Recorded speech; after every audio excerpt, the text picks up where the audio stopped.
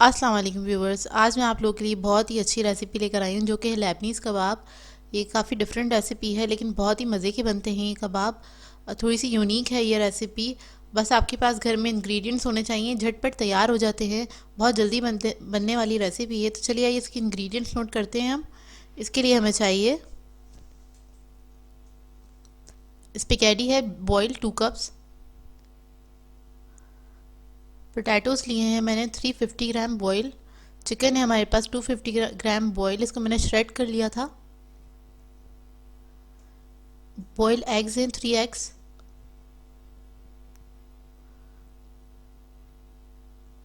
गरम मसाला है half tea spoon. ये काली मिर्चें हैं 1 टीस्पून कुटी हुई। चिकन पाउडर हमारे पास 1 teaspoon. Red chilli powder 1.5 teaspoon. Salt 1 teaspoon. इसके अलावा हमें नींबू का जूस चाहिए होगा 1 टेबल स्पून। हरा धनिया है हमारे पास हाफ कप। ब्रेड क्रम्स है हमारे पास 1 कप। ये फ्रेश ब्रेड के क्रम्स बनाए मैंने।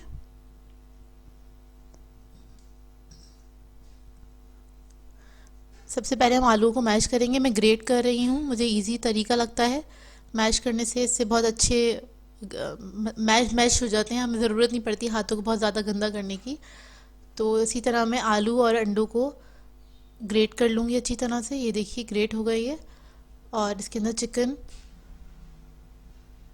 सब मसाले डाल के, लेमन जूस डाल के इसको मिक्स करूँगी हाथों की मदद से अच्छी तरह। जब ये आमेज़ा मिक्स हो जाएगा तो इसके अंदर मैं स्पेगेटी डालूँगी और उसको भी मैं मिक्स कर लूँगी।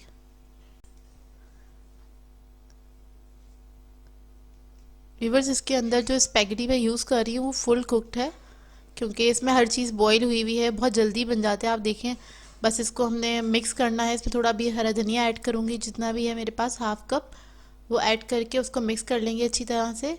और उसके बाद हम इसको शेप देंगे कबाबों का और फिर फ्राई कर लेंगे। बहुत जल्दी बन जाने वाली रेसिपी है। आपके पास कोई भी मेहमान आया आप फ़ौरन बना सकते हैं, इंग्रेडिएंट्स घर में हो आपके पास तो झटपट बन जाते हैं। और बहुत थोड़ी थोड़ी चीज़ों में बहुत सारे बन जाते हैं, ये अच्छी खासी क्वांटिटी में बनते हैं। ये देखिए मिक्स हो गया है। अब मैं इसको शेप दूंगी। मैं सिलेंडर शेप में बना रही हूँ, आप पे डिपेंड करता है। आप चाहें तो उसको जो शामी कबाब का शेप है आप वो भी कर सकते हैं, लेकिन ये इस शेप में ज़्यादा अच्छे लगते हैं और इसी शेप में बनते हैं ये कबाब। देखिए इस तरह से रोल करके हाथों से ही शेप दे लीजिए इसको।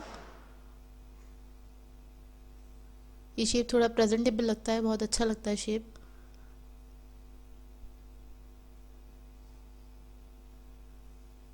और अच्छा, हमारा जो मिक्सचर है वो बहुत स्टिकी है, तो इसलिए इसके अंदर मैं कोई अंडा वगैरह कुछ नहीं लगा रही हूँ, डायरेक्टली इसके ऊपर ब्रेड क्रम्स लगा रही हूँ। और ये बहुत अच्छी से स्टिक हो जाते हैं ब्रेड क्रम्स इसके ऊपर। ये इस तरह से बन गया हमारा कबाब। और मैं अब इसी तरह से सारे कबाब तैयार कर लूँगी और फिर फ्राई करते हुए आपको दिखाते हैं हम। ये देखिए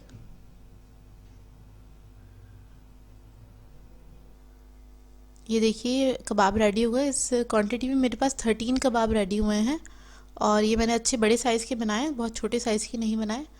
और इसको अब मैं फ्राई कर रही हूँ, मीडियम फ्लेम पे मैं फ्राई कर रही हूँ। इसका अच्छा गोल्डन ब्राउन कलर आ जाएगा तो मैं इसको निकाल लूँगी। ये देखिए अच्छा कलर आ गया है। अब मैं इसको निकाल लूँगी। चारों तरफ से अलट पलट करके आप साइडें चेंज करके इसको फ्राई कर लीजिए अच्छी तरह से। मैं इसको शैलो फ्राई कर रही हूँ और आप चाहें तो डीप फ्राई भी कर सकते हैं। और अब मैं इसको निकाल लूँगी, फिर दिखाते हैं आपको। ये देखिए बहुत अच्छे ऊपर से क्रिस्पी हैं, बहुत अच्छा कलर आया इसका। ये देखिए मैंने इसको केचप के साथ सर्व किया है। आप लोग इसको किसी रायते या चटनी के साथ भी खा सकते हैं। आप लोगों के लिए मटन कढ़ाई की रेसिपी लेकर आई हूँ। ये रेस्टोरेंट स्टाइल कढ़ाई है जो आप लोग ढाबों पे जाके खाते हैं, मतलब हाईवे वगैरह पे जाके खाते हैं कढ़ाई। ये वही रेसिपी है, तो इस वीडियो को लास्ट तक ज़रूर देखिएगा। बहुत ही मज़ेदार बनती है ये कढ़ाई और मैंने बहुत आसान तरीके से इस रेसिपी को बनाने की कोशिश की है। आई होप आप लोगों को ये समझ में आए। तो चलिए ये इसके इंग्रेडिएंट्स नोट कर लेते हैं। तो इसके लिए मैंने मटन लिया है 1.25 किलो। तो ये पूरा एक लेग पीस था बकरे का, तो ये मैंने पूरा ही कटवा लिया था। 1.25 किलो इसका वेट है। इसके बाद हमें चाहिए होंगे टमाटर। 1 किलो टमाटर लिए हैं और इसको मैंने ब्लांच कर लिया था। ब्लांच करके इसका छिलका उतार लिया है टमाटरों का। फिर हमें चाहिए लहसुन 3 टेबलस्पून, अदरक चाहिए होगी स्लाइस में कटी हुई 2 टेबलस्पून, सॉरी जूलियन कटी हुई। इसके बाद हमें चाहिए भुना कुटा धनिया और ज़ीरा पाउडर है 1.5 टेबलस्पून। हरी मिर्ची चाहिए होंगी 8 से 10 अदद।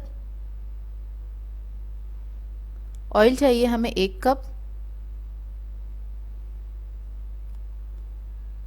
काली मिर्ची चाहिए हमें 1 टीस्पून।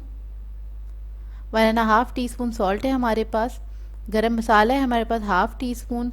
कुटी हुई लाल मिर्चें हैं हमारे पास 1.5 टेबल स्पून। तो इसके लिए एक मैंने कढ़ाई ले ली है और उसके अंदर आधा कप ऑयल शामिल कर दिया है। फिर इसके अंदर मैं लहसुन डाल दूंगी और इसको हल्का सा फ्राई कर लेंगे।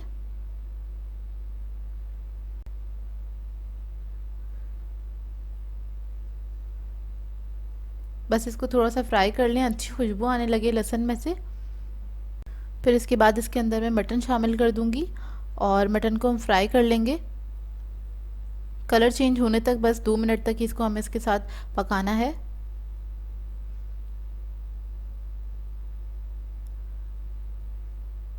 अच्छी तरीके से इसे फ्राई कर लीजिए।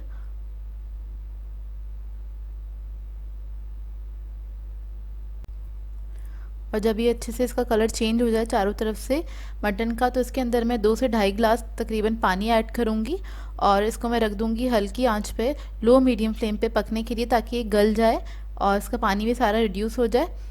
तो तकरीबन मैं 40 to 45 मिनट्स के लिए इसको छोड़ दूँगी, तो इसमें में ये गोश्त जो है गल जाएगा। तो ये देखिए 45 मिनट्स हो चुके हैं इसे पकते हुए। बीच में मैंने चेक कर लिया था, आप लोग भी चेक कर लीजिएगा 15 से 20 मिनट बाद कि पानी ज़्यादा ड्राई ना हो गया हो। अगर हो गया है तो थोड़ा सा आप ऐड भी कर सकते हैं। तो ये देखिए गोश्त हमारा गल चुका है और पानी बिल्कुल ड्राई हो चुका है इसका। तो इसके बाद हम इस स्टेज पे ऐड करेंगे सारे जो टमाटर हैं, उसको मैं काट के बीच में से 1 के 2 करके इसके ऊपर इसी तरह से रख दूँगी।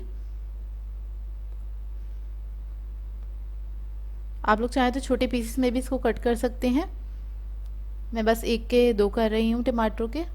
ये देखिए सारे मैंने इसको रख दिया है और अब टमाटरों का जो पानी है वो भी मैं इसके ऊपर डाल दूँगी और उसको ढक के रख दूँगी दोबारा से पकने के लिए 10 से 15 मिनट तक। 10 मिनट हो गए हैं, इसको चेक कर लेते हैं हम। तो ये देखिए टमाटर जो हैं काफ़ी हद तक सॉफ्ट हो चुके हैं। तो इसको मिक्स कर लीजिए और जो बड़े मतलब जो टमाटर सॉफ्ट नहीं हुआ इसको आप चमचे की मदद से थोड़ा सा तोड़ सकते हैं। बेसिकली हमें टमाटर को इस स्टेज पे पूरा गलाना है, घुल मिल जाए इसके अंदर पूरे अच्छे से, इतना इसको पकना चाहिए। और टमाटर का अपना इतना पानी होता है तो एक्स्ट्रा पानी इसके अंदर ऐड नहीं करिएगा, क्योंकि कढ़ाई तो वैसे ही बहुत भुनी हुई होती है, तो ज़्यादा पानी नहीं ऐड करिएगा। अच्छा इसको मैं थोड़ा सा तोड़ रही हूँ, थोड़ी सी टमाटर में कसर है। दोबारा से इसको कवर करके 10 मिनट के लिए मैं मज़ीद इसको पकने के लिए छोड़ दूँगी, ताकि टमाटर बहुत अच्छे से गल जाएँ इसके अंदर ही।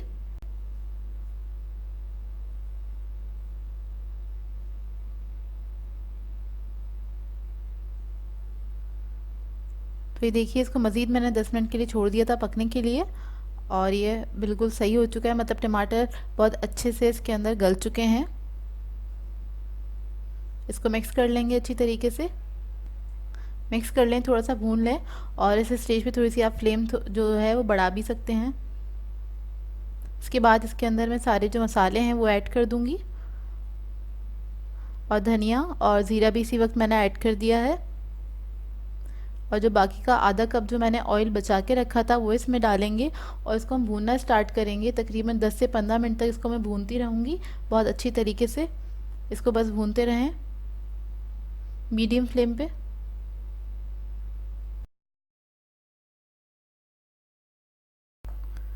तो बस इसको आप भूनते रहें अच्छी तरीके से।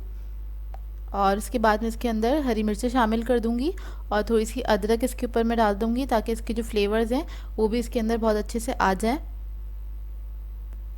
तो बस इसको हम भूनते रहेंगे इसी तरीके से और इसको आप इसी तरीके से भूनते रहे हैं।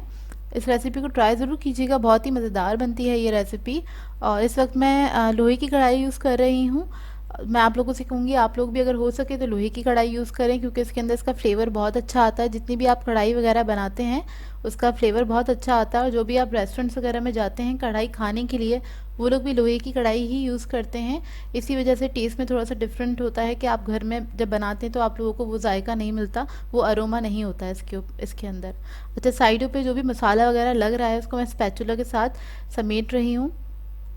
तो इस तरह से इसको समेटते रहिएगा। तो बस मैं कढ़ाई को भूनती चली जा रही हूँ, और इसको आप नान के साथ, कुलचों के साथ एंजॉय कर सकते हैं, या फिर कड़क पराठे जो होते हैं उनके साथ भी आप लोग इसको एंजॉय कर सकते हैं। बहुत ही मज़ेदार बनती है ये, और आप लोगों को बहुत अच्छी लगेगी ये कढ़ाई। तो देखिए बस ये रेडी हो गई है। मैंने इसको 10 से 15 मिनट तक बहुत अच्छी तरीके से भूना है। आप लोग चाहें तो आप थोड़ा इसको दम पे भी रख सकते हैं अगर चाहते हैं तो, लेकिन ये इस वक्त बिल्कुल तैयार हो चुकी है। और थोड़ी सी अदरक मैं ऊपर स्प्रिंकल कर दूंगी।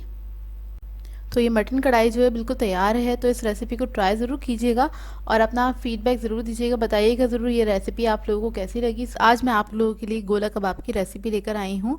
बहुत ही आसानी से बन जाते हैं गोला कबाब, ज़्यादा वक्त भी नहीं लगता है इन्हें बनाने में। तो इस रेसिपी को लास्ट तक ज़रूर देखिएगा। बकरीद आ रही है तो ये आप लोगों के लिए काफ़ी यूज़फुल रहेगी रेसिपी। बकरीद के हवाले से कोई रेसिपी आप लोग मुझसे सीखना चाहते हैं तो मुझे कमेंट करके ज़रूर बताइएगा। तो चलिए आइए इसके इंग्रेडिएंट्स नोट कर लेते हैं। तो इसके लिए मैंने बीफ का कीमा लिया है आधा किलो।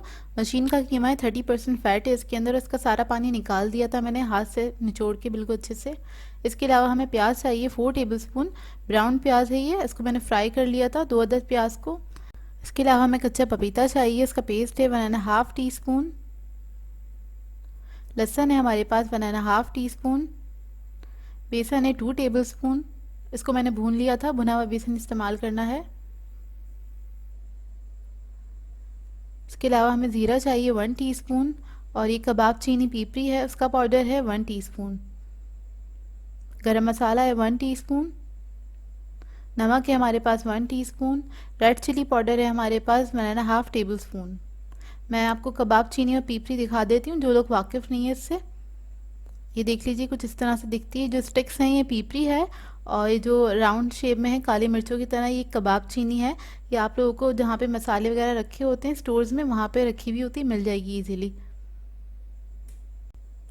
तो इसके लिए हम क्या करेंगे, सबसे पहले कीमे में हम तमाम अज्जा ऐड कर देंगे। और पपीता जो लिया था मैंने छिलकों समेत पीसा था, तो छिलकों समेत इस्तेमाल कीजिएगा। तमाम चीज़ें ऐड करने के बाद इसको हम पीस लेंगे अच्छी तरीके से। ये देखिए इसको मैंने पीस लिया। अब इसको मैं 3 से 4 घंटे के लिए रख दूंगी। आप लोग इसको ओवरनाइट भी रख सकते हैं।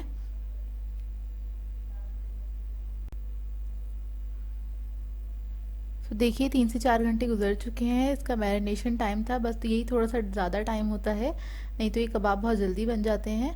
और इसको मैं मिक्स कर रही हूँ अच्छी तरीके से। जब ये मैरिनेशन आपका टाइम हो जाए इसको फ्रिज में रखिएगा मैरिनेट करके, क्योंकि इस वक्त गर्मियाँ हैं, और अगर आप ठंडे मौसम में बनाएं तो इसको आप बाहर काउंटर पे भी छोड़ सकते हैं। तो इसके लिए एक मैंने मोटे साइज़ का स्ट्रॉ ले लिया है, और इसके ऊपर मैं आपको ये बनाना बताऊंगी। ये इजीली आप लोगों को मिल जाता है मार्केट से, तो इसलिए ये मैं यूज़ कर रही हूँ। तो एक कोफ्ते के साइज़ का मैंने मतलब थोड़ा सा कीमा ले लिया है हाथ पे, और उसके ऊपर इस तरह से हम लगा देंगे। इसको मैं राउंड शेप दे लूँगी इस तरह से। और ये गोला कबाब है तो गोला कबाब का शेप दे लेंगे इसको। और बस इस बात का आप ख्याल रखिएगा इस पर कोई क्रैक ना हो, अगर क्रैक होगा तो ये वहाँ से टूटना स्टार्ट हो जाते हैं। तो बस इस बात का ख्याल रखिएगा, ऊपर से थोड़े चिकने रहें ये, बस ये बिल्कुल स्मूथ बने। और इसको हम राउंड शेप में बनाएंगे। ये देखिए तैयार हो गया है। तो इस तरह से एक और मैं आपको बनाना बता देती हूँ। तो थोड़ा सा आप कीमा ले लेंगे, साइज़ आपके ऊपर डिपेंड करता है। आप छोटे साइज़ के बनाना चाहते हैं तो आप छोटे साइज़ की भी बना सकते हैं, और मैं मीडियम साइज़ बना रही हूँ। और थोड़ा समेट के, मतलब हाथों पे थोड़ा समेट के बनाइएगा, क्योंकि ये गोला कबाब का शेप है तो आपने वही शेप देना है इस पर। तो बस मैं इसी तरीके से सारे कबाब तैयार कर लूँगी, उसके बाद आपको दिखाते हैं।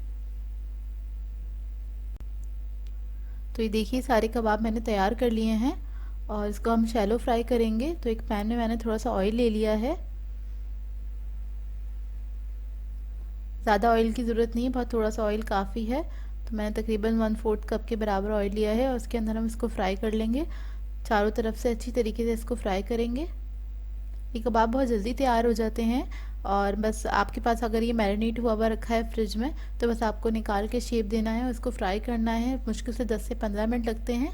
अगर आपके घर में कोई मेहमान आ रहे हैं, आप उनके लिए बनाना चाहते हैं, तो आप लोग ओवरनाइट इसको मैरिनेट कर दीजिएगा।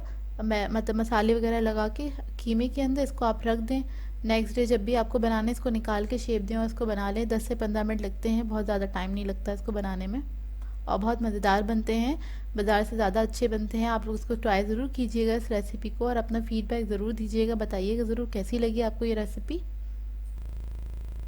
तो ये देखिए एक तरफ कलर आ गया था, इनको मैंने टर्न कर दिया है, और इस तरीके से मैं दूसरी तरफ से पकाऊंगी, और इसको चारों तरफ से हम थोड़ा थोड़ा सा इस तरह से कलर दे लेंगे।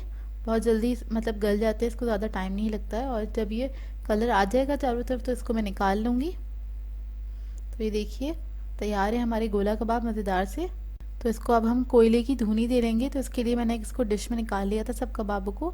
तो प्याज का छिलका लिया, उसके ऊपर मैंने कोयले का एक छोटा सा पीस रख दिया है, और इसको हम ढक देंगे थोड़ा सा ऑयल ऊपर डाल के। इसको ढक के मैंने 10 से 15 मिनट के लिए छोड़ दिया था, और उसके बाद हम ये जो प्याज का पीस था इसको डिस्कार्ड कर देंगे, और ये सर्व करने के लिए बिल्कुल रेडी है। तो इसको आप आराम से पराठों के साथ सर्व कर सकते हैं। पूरी मैं आप लोगों को बनाना सिखा चुकी हूँ, पूरियों के साथ ये बहुत मज़े के लगते हैं, तो आप उसके साथ भी इसको सर्व कर सकते हैं। तो इस ईद पे इस रेसिपी को ट्राई ज़रूर कीजिएगा, और अपना फीडबैक ज़रूर दीजिएगा। इसको मैं तोड़ के दिखा देती हूँ आपको। ये देखिए आज मैं आप लोगों के लिए चपली कबाब की रेसिपी लेकर आई हूँ, जिसको बनाना बहुत ही आसान है, क्योंकि गोश्त का मौसम चल रहा है, तो सभी लोग इसको ट्राई भी कर लेंगे। तो चलिए आइए हम इसके इंग्रेडिएंट्स नोट कर लेते हैं। इसके लिए हमें चाहिए कीमा लिया है मैंने 1 पाव 250 ग्राम, मशीन का कीमा है ये बारीक। साथ हमें एक टमाटर चाहिए होगा मीडियम साइज़ का, उसको मैंने इस तरह से क्यूब्स में कट कर लिया था। 1 अदद लेमन जूस लूँगी, पूरा नींबू का जूस लूँगी, और 1 अदद मीडियम प्याज लिए, उसको मैंने चॉप कर लिया था। अंडा लिया है 1 अदद, उसको मैंने फ्राई कर लिया है। हरा धनिया है हमारे पास 2 टेबलस्पून।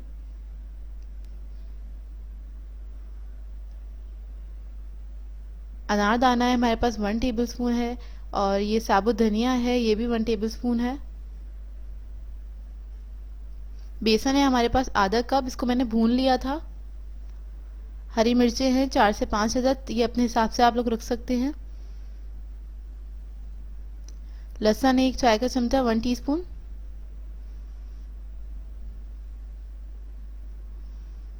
कुटी हुई मिर्चें ली मैंने 1 टेबलस्पून। जीरा है 1 टेबलस्पून। सॉल्ट है हमारे पास 1 टीस्पून। हाफ टी स्पून गरम मसाला। इसके लिए हम क्या करेंगे, सबसे पहले सारे मसाले, तमाम मसाले हम एक एक करके कीमे के अंदर ऐड कर देंगे सारे। अच्छा व्यूवर्स, आप स्पाइस लेवल अपने हिसाब से भी रख सकते हैं, कम या ज़्यादा, आप लोगों को जिस तरह से पसंद हो आप उस तरह से रख सकते हैं। मैं तमाम मसाले इसी में ऐड कर दूंगी। और व्यूवर्स, मैं इसमें लेमन जूस यूज़ कर रही हूँ। इसके अंदर वैसे इमली का पल्प जाता है, आप लोग 2 टेबलस्पून इमली का पल्प भी यूज़ कर सकते हैं। इस वक्त मेरे पास मौजूद नहीं था, इस वजह से मैं लेमन जूस यूज़ कर रही हूँ। लेमन जूस ऐड करके मैं इसको मिक्स कर रही हूँ हल्के हाथ से, ताकि सारे मसाले आपस में मिल जाएं। फिर उसके बाद हम इसके अंदर बेसन ऐड करेंगे, और इसको हम बहुत अच्छी तरह मिक्स करेंगे। अच्छा व्यूअर्स, इसके अंदर आप जब भी ये कीमा कबाब बनाएं, तो इसमें आपने ख्याल रखना है कि कीमा जो है आपका बिल्कुल ड्राई होना चाहिए, उसके अंदर पानी बिल्कुल भी ना हो। और ये जो मैंने बेसन इसके अंदर यूज़ किया है, तो इसको मैंने ड्राई ही रोस्ट कर लिया था, इसको भून लिया था तवे पे, अच्छी तरह से भून लिया। उसकी अच्छी खुशबू आने लगे तो बस आप इसको हटा दें। ये देखिए मिक्स हो गया है, और इसको मैं रख दूंगी तकरीबन 10 से 15 मिनट के लिए ढक के। 10 से 15 मिनट हो गए हैं, और अब हम इसकी कबाब बनाना स्टार्ट करेंगे 10 से 15 मिनट बाद। इसको ज़्यादा देर के लिए नहीं रखिएगा, क्योंकि इसके अंदर हम टमाटर वगैरह ऐड करते हैं, तो ये पानी छोड़ देता है, तो इस बात का ख्याल रखिएगा। चपली कबाब की कीमे को आप बहुत ज़्यादा देर नहीं रख सकते हैं। और जितने बड़े आपको साइज़ के बनाने हैं उतने बड़े आप बना लें, थोड़े से बड़े ही बनते हैं, क्योंकि ये तवे पे जब हम इसको फ्राई करेंगे तो ये श्रिंक होते हैं, तो अपने हाथ के साइज़ की कोशिश करें आप बना लें बड़े साइज़ के। और ये क्योंकि ये श्रिंक हो जाते हैं, और इसको बिल्कुल पतला कर लीजिएगा, क्योंकि श्रिंक होंगे तो ये मोटे हो जाएंगे। तो हाथ पे बिल्कुल इसको फैला के पतला कर लीजिएगा, और मैं इसको बिल्कुल भी इवन नहीं कर रही हूँ, अनइवन ही होते हैं। ये देखिए इस तरह से मैंने बना लिए हैं, और अब इसको मैं शैलो फ्राई करूँगी। मैं थोड़ा सा ऑयल लिया है पैन में, अब इसको मैं शैलो फ्राई करूँगी।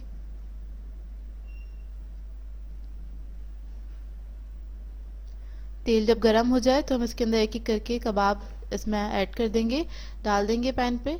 और हम इसको जब तक नहीं टच करेंगे, जब तक इसकी नीचे एक अच्छी लेयर ना बन जाए, नीचे से थोड़े गोल्डन ना हो जाए, जब तक हम इसको नहीं पलटेंगे। अगर हम इससे पहले इसको छेड़ेंगे तो ये जो कबाब हैं ये टूट जाएंगे, तो इस बात का ख्याल रखिएगा। ये देखिए नीचे तरफ कलर आ गया, तकरीबन 2 मिनट लगे नीचे कलर आने में। और इसको मैं मीडियम फ्लेम पे ही फ्राई कर रही हूँ, बहुत ज़्यादा हाई फ्लेम पे फ्राई मत करिएगा, ये काले हो जाते हैं तो बिल्कुल भी नहीं अच्छे लगते हैं।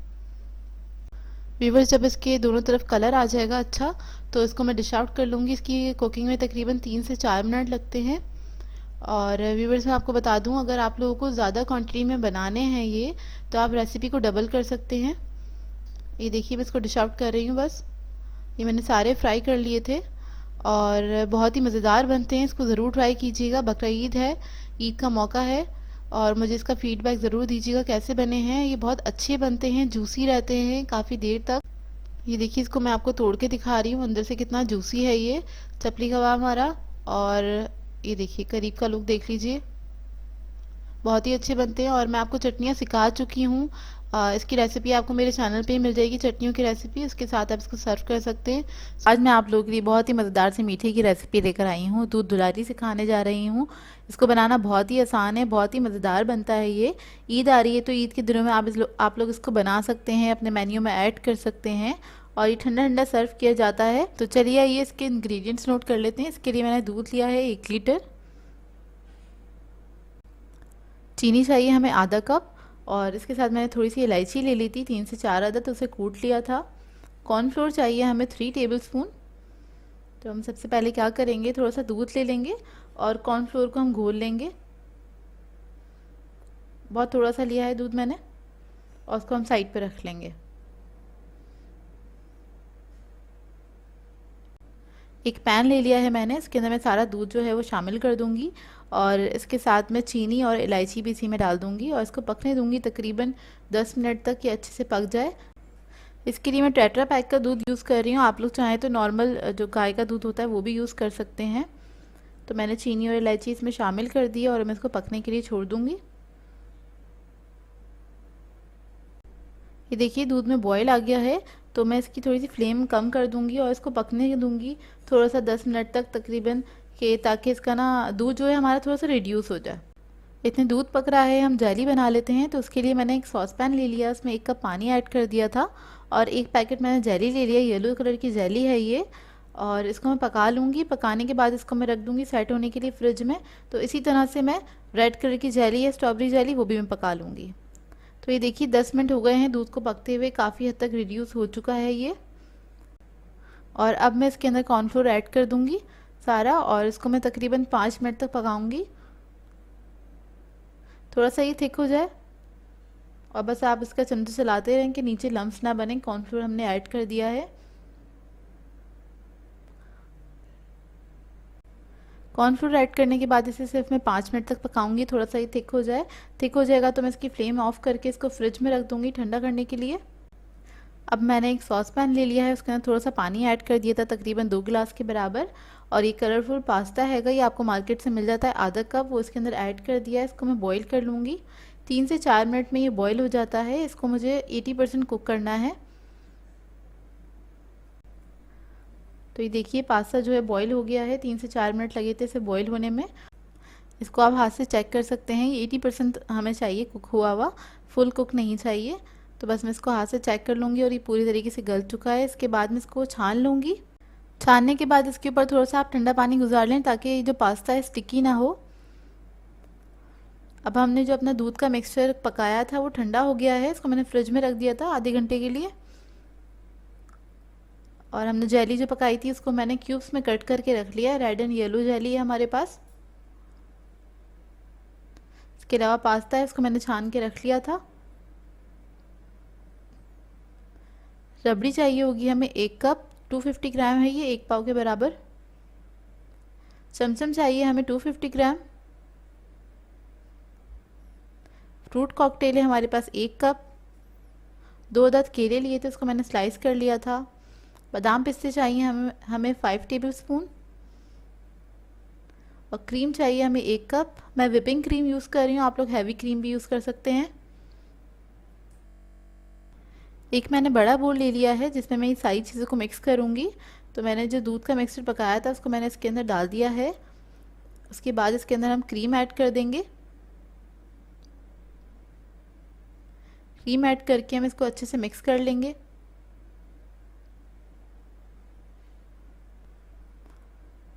जब क्रीम अच्छे से मिक्स हो जाएगी तो हम इसके अंदर रबड़ी ऐड कर देंगे और रबड़ी को भी हम अच्छे से मिक्स कर लेंगे। तो बस मैं रबड़ी को मिक्स कर रही हूँ। रबड़ी के अंदर थोड़े से थ्रेड्स होते हैं भलाई के, तो उसको आप तोड़ लीजिएगा अच्छी तरीके से ताकि वो अच्छे से मिक्स हो सके पूरी। बहुत मज़े का मीठा बनता है, इसको ट्राई ज़रूर कीजिएगा और अपना फीडबैक भी दीजिएगा। आप लोग बताइएगा ज़रूर कैसा लगा आपको। मेरे अंदाज से बना के देखिएगा। सब लोगों का एक अलग अलग अंदाज़ होता है बनाने का। जब रबड़ी अच्छे से मिक्स हो जाए तो इसके अंदर हम पास्ता ऐड कर देंगे और पास्ता को हम मिक्स कर लेंगे बहुत अच्छी तरीके से। इसके बाद इसके अंदर मैं फ्रूट कॉकटेल ऐड कर दूंगी, केले ऐड कर दूंगी इसके अंदर और जेली भी साथ साथ ऐड कर दूंगी। जेली थोड़ी सी मैंने निकाल ली थी अलग से ऊपर डेकोरेशन के लिए और चमचम भी अलग से निकाल के रख दी थी। तो ये मैंने मिक्स कर लिया है। देखने से ही बहुत मज़े का लग रहा है, आप लोगों को अंदाज़ा हो रहा होगा कि कितने मज़े का बना होगा ये। और अब मैंने चमचम ऐड कर दिए इसके अंदर।